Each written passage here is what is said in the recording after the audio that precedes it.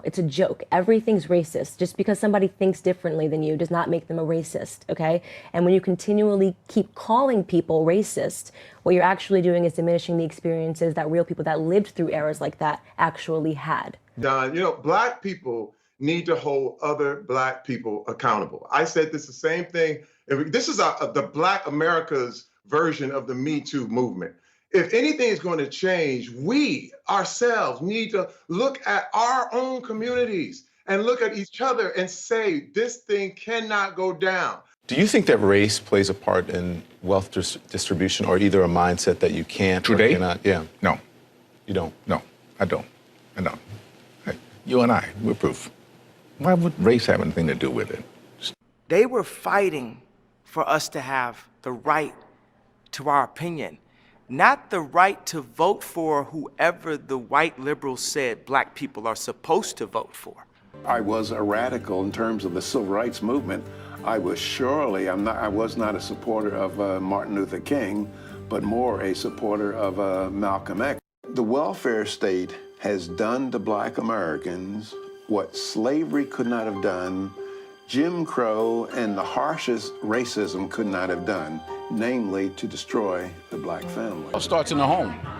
You know, if the father's not in the home, the boy will find the father in the streets. Yeah. 7 out of every 10 Black babies born in the United States are born out of wedlock. And yet, in Africa, where the experience of slavery was not endured, you have the strongest commitment to the complementarity of man and woman in marriage. And people have not pointed out to you the challenge of freedom. And what do people do with freedom when they don't know how to handle it? They reinvent their oppression, even as it has faded away. You can't control the outcome, but you are 100% in control of the effort. And before you get mad at somebody else for what you think they've done to you, go to the nearest mirror, look into it and say, what could I do to change the outcome?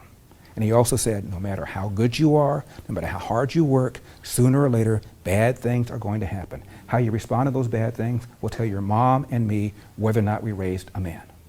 There is a class of colored people who make a business of keeping the troubles, the wrongs, and the hardships of the Negro race before the public.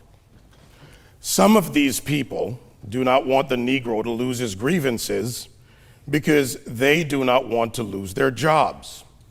Oh, I think we're in the second or third generation where men have been pushed out of families, and the kids are responding to that, and the responses are quite negative. There are some very specific programs, and in retrospect, that were developed that were in line to destroy with Black families. My fellow Americans, ours has never been a narrative of grievance and entitlement. We have never believed that I am doing poorly because you are doing well. We have never been jealous of one another and never envious of each other's successes. The lifting up of the woman does not require the tearing down of the man. What is it about the ideology of the Republican Party that attracted you to it? The basic theoretical notion of personal responsibility.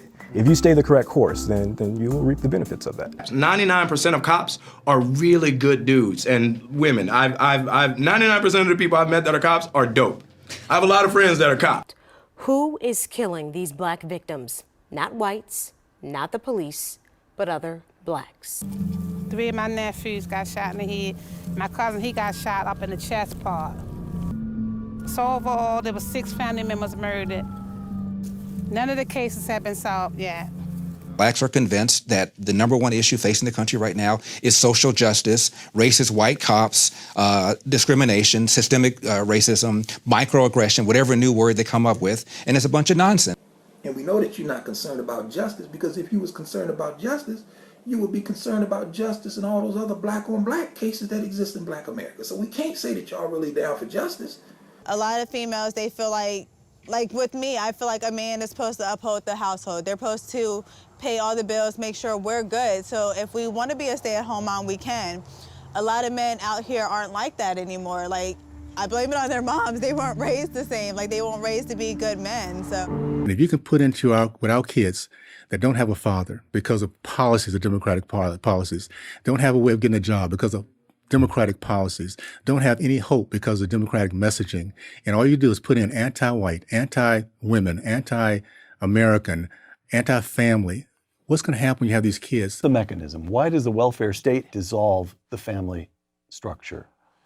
For one thing, it makes it unnecessary for fathers to support their offspring. And in fact, it makes it counterproductive in many cases. As a result of the absence of my father, I was drafted into a street gang when I was 12. I had a gun in my hand when I was 13, a .38 revolver that was given to me by a gang to murder another teenager. Black America is in the midst of a profound crisis of moral and cultural authority, precisely because a vision of what a family should be has been lost. And I'm gonna make a video about the NFL players saying the stupidest stuff that I've ever seen, but they're in a video saying, I'm Michael Brown, I'm Philando Castile, I'm Breonna Taylor. Are you really? Are you really? You live in a multi-million-dollar house. You making millions of dollars. You're making people's whole salary in one football game. Are you really like Breonna Taylor? Are you knee deep in the dope game? Do you have a search warrant for your arrest at your residence? Oh, you don't? Well, then you're not Breonna Taylor. Oh, were you fighting with the police officer in the middle of the street for his firearm and got shot dead? Then you're not Michael Brown. It's essential that your generation understand this. You know, my generation has failed, and we have got to change course. You know, we have a situation in this country now where we have mean, hateful people trying to drive wedges into every demographic, race, income, age, religion, gender, you name it, driving a wedge, getting people to get into their respective corners and to hate each other rather than using our collective knowledge and skills for the betterment of our country. A house divided against itself cannot stand. Jesus said it, and it was re-echoed by Abraham Lincoln, and it is absolutely true. No nation that divides itself has ever been successful, never will be successful, and it will be you and your generation that will determine the fate of our nation. I have a saying that excuses sound best to the person that's making them up. And there's plenty of black men in particular who got plenty of excuses as to why they're not involved and more, you know, around their children. I believe that you have the best results when you have two parents in the home. Certainly economically you do. All the research bears out that when you have two parents in the home, the family saves more, does better, etc. Rather than looking in the past and saying, oh, well, woe was me because of slavery. Right. You can't just be talking about slavery every day. It ended in 1865. This is 2020. We got to press forward. The number one problem domestically facing this country is a breakdown of the family. And President Obama said it. I didn't. There's no more important ingredient for success. Nothing that would be more important for us reducing violence than strong, stable families. Which means we should do more to promote marriage and encourage fatherhood. Everyone around me tried to pick my candidate for me. And then told me every time I said I like Trump that I couldn't say it out loud or my career would be over. I'd get kicked out the black community because blacks we're supposed to have a monolithic thought. We can only be Democrats. Black Lives Matter, they've always used the emotions of black people in order to get their agendas to be pushed. And I've noticed that it's like everything is emotional. It's like everything, you got cops shooting somebody and they put this certain narrative. And what that does in our community, it builds fear.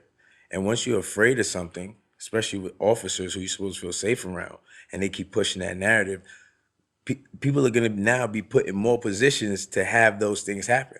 Obama tore this country down. No one stood up to him. Nobody. Because he was black. You need to wake up. And Uncle Tom is somebody who has sold out. by embracing the white man. Uncle Tom, Bedwench, bootlicker, black white supremacist, chucking and jiving, house Negro, Uncle Tom. It starts in the house. It starts in the home. And yeah, well, my father got locked up. Well, where was his father? Yeah. Ease is a greater threat to progress than hardship. How are we going to get rid of racism until... Stop talking about it.